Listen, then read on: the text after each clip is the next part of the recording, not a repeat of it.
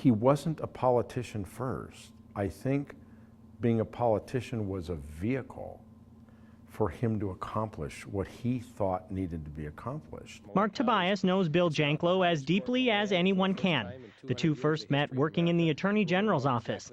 Tobias says even though Janklow was a tough prosecutor, he never forgot his roots as a legal aid lawyer on the Rosebud Indian Reservation. He could be crazy, as we all know, and he could be very difficult to work for. But having said that, he had a heart of gold. He was always for the underdog. Tobias stood with Janklow during his election as South Dakota's Attorney General in 1975, and again for his 4 terms as governor. He says during that time, Janklow knew 7 presidents personally, including Bill Clinton and both Bushes. The Secret Service would come over at 10:30, 11 o'clock at night and say, Governor, President Bush is bored. He wants you to come over to the White House to see him. You know, this is the kind of relationship this guy had with world leaders.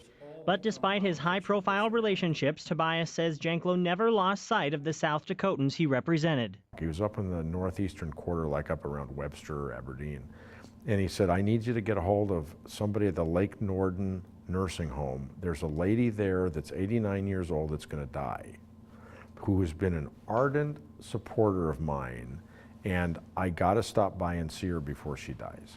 He says while Janklow had an impressive presence, he was also impressed by many things. An excursion to try and find a big screen television for the governor's mansion online eventually led to South Dakota schools being among the most wired in the country. He says, Weber, this is the damnedest thing I have ever seen. He says, I need you to come to Pierre and talk to us about the internet. He says, I want this in every classroom in this state. Tobias helped Janklow establish a statewide radio network for emergency responders, and he was also part of the governor's emergency response team. He says Janklow personally responded to every major disaster during his terms.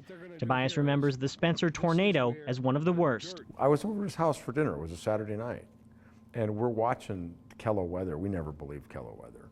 And Jay Trobeck is talking about this big storm that's coming. And, you know, typical Janklow says, don't listen to those guys on television. Just a few hours later, Janklow called Tobias and they set out to the disaster zone. Tobias said the brash man did worry what the public said about him, including the media. Of all Janklow's ups, there were downs too. Janklow was driving Tobias's Cadillac in 2003 when he ran a stop sign, struck motorcyclist Randy Scott, and killed him. I think that how he handled the accident was eloquent. I really do. In one sentence, he told everybody in South Dakota how he felt about it, and it was, as he said, if I had it all to do over again in my career, the one thing I would do differently is I would have stopped for the stop sign.